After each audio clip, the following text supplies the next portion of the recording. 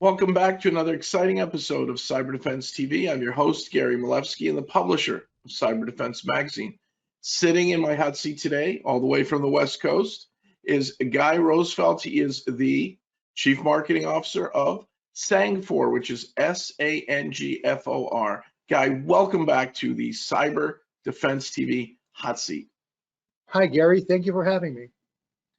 Yeah, and it's been a little while since we talked, but you guys continue to expand in so many areas. It's hard to keep up with you, from endpoint security to cloud security.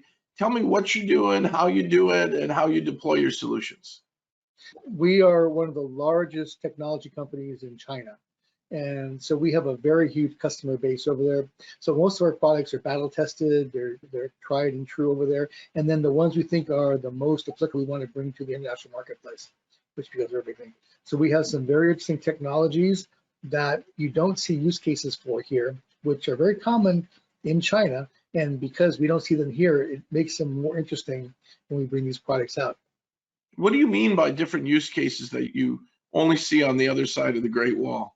It's interesting when you look at some of the things. The technologies are very common. For example, surveillance is a very big technology that they have in terms of video cams, surveillance cams, all kind of stuff. Well, when they do that, they use a lot of AI to try to do facial recognition and other types of stuff.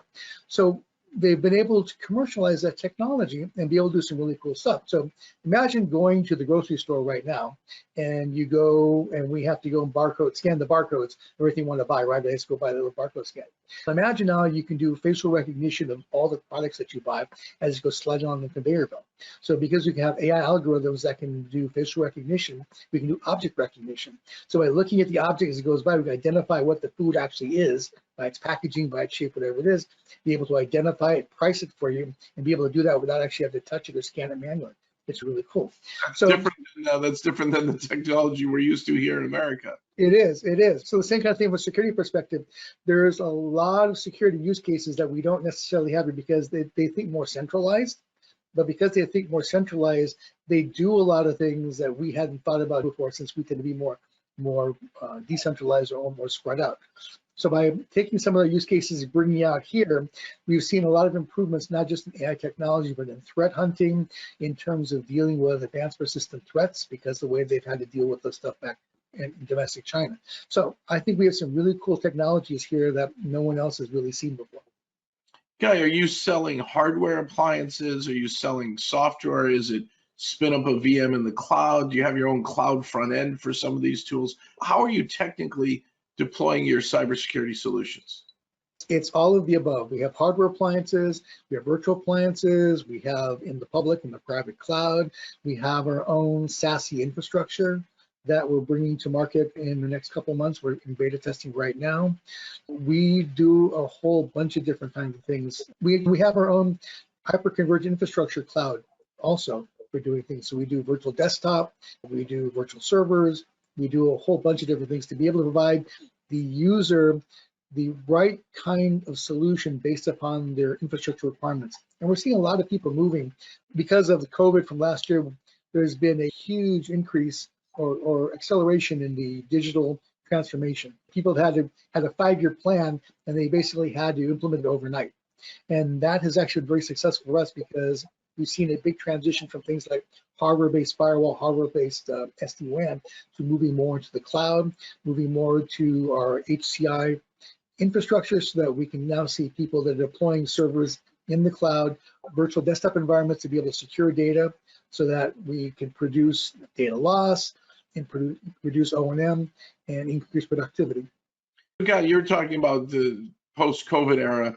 Before COVID, we had most people in America working at the office. Today, we have over 50% and growing working from home. Has that created a need for a new kind of endpoint agent? How come desktop as a service isn't taking off? Is this something you guys will be offering? Seems to me there are certain technologies that can help reduce the risk. And right now, the threat landscape is much broader than it's ever been because we flipped the company's infrastructure upside down from intranets to extranets. Yeah, that's very true. And the big issue, I don't see some of these technologies take off yet. Some people don't understand them still. Some people think they're very expensive, so they're not really sure how to deal with those yet. Desktop as a service is a big thing that we offer with our virtual desktop, our VDI, or we call it A-Desk is a technology that we have. What's really nice is when you have work from home type infrastructure, you're going to have people that are going to have corporate assets or even their home PCs. They're coming down to VPN, and their laptop, even if it's a corporate laptop, has gotten infected because it's being hooked up to their home network by their kids' iPad has been infected by something and passed something on along the way. So now you're seeing malware being shot down the VPN tunnel. By having things like endpoint protection that's integrated with VPN, you can now make informed risk decisions in terms of what you can do for access control when you are allowing the session coming down the VPN. So not only do you have authorization based upon access control, you can also look at the risk of the endpoint based upon, is it infected, does it have all the right stuff running, and then based upon the risk of the endpoint, I can then control what access it has coming down the VPN pipe, what resources it should be able to see. So that allows us to be able to have better security and better control in the work from anywhere environment. Good. But again, we're seeing a lot. Sorry. That's okay. No, I have a quick question. Does Sangfor deploy point solutions with different interfaces, or have you guys decided that everything you deploy can get rolled up into a centralized dashboard or a command center or a single pane of glass? We're working towards the single pane of glass command center type thing. We have what's called Platform X, which is our cloud-based management platform. And currently now that manages our firewall, our endpoint. It manages some of our secure web access gateway type technologies. Some of our SD-WAN type stuff will be put in there later on this year. So as we move into the cloud and we see more critical mass, we'll be adding more products into the cloud-based management. Sounds great. Now, do you think that it's important to have plugins out of your environment or connectors to SIEMs, SIMs, and SOAR solutions, or do you feel closed box at Sangfor Security, no need to alert third parties or plug into third parties, or are you doing that for scalability and making it easy for IT folks to plug you into maybe their existing infrastructure?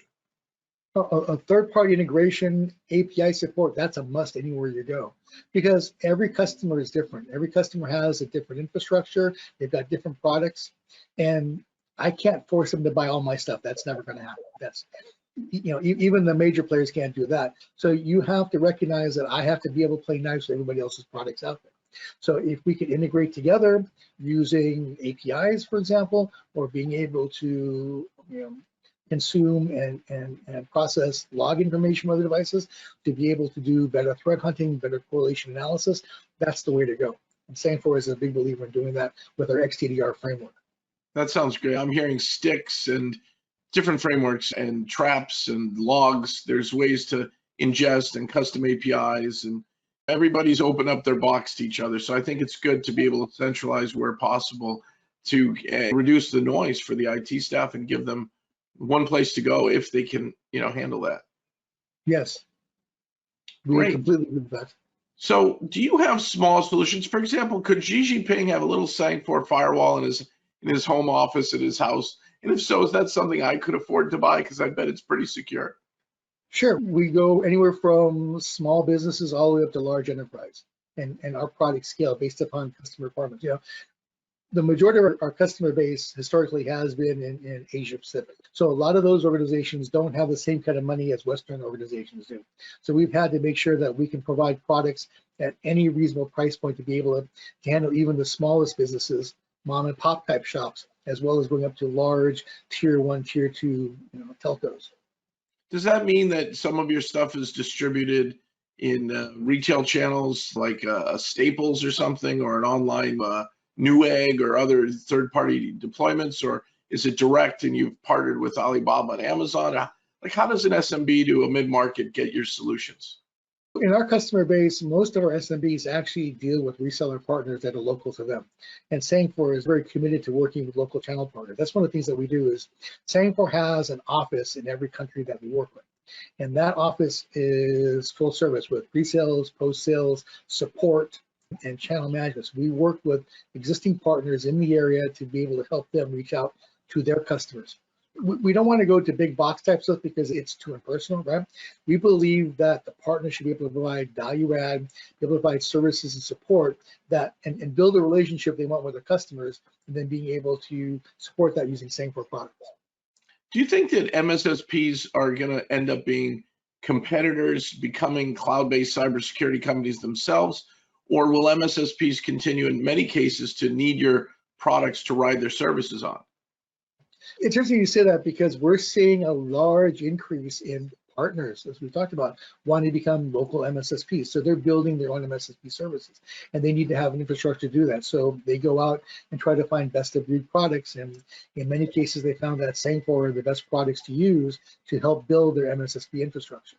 So we're very fortunate to be able to partner with a lot of these organizations in different regions to be able to do that.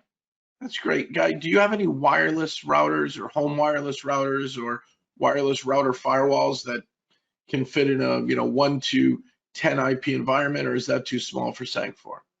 No, we have a whole company, separate division that does Wi-Fi, mostly for commercial and again for small businesses. So you can handle, going into a small organization and doing 1 to 10 people. They can go in and you could outfit an entire conference center to be able to do a large conference type stuff. We have a whole array of Wi-Fi technologies as well. Yeah, the reason I ask is because of post-COVID, so many homes are connecting to corporate networks with poor hygiene, old wireless routers, insecure platforms. It seems a new market opportunity for those who provide quality, low-cost routers that could replace the really old stuff sitting in houses that can be part of botnets and ransomware networks and easily eavesdropped on. We actually have dedicated cellular routers, 4G routers, and soon to have 5G routers that you can deploy in home. So you can actually add that as your access point to hook up your corporate device to, for example, or even make part of your home network. So we have some really cool technology to make sure that we can go do that, because we know that a lot of places that we support, even people who work from home, may not have strong internet capability there. They don't have internet infrastructure that's coming to the house, broadband even, or coax or whatever they're going through there. So at that point, by using some of our TE 4G related Wi-Fi products, it allows them to be able to bring Wi-Fi connectivity in the home through cellular capability and be able to have direct access to the organizations with actually has virtual SD-WAN capability. So Guy, you're in the hot seat. I have to ask a couple of the tough hot seat questions.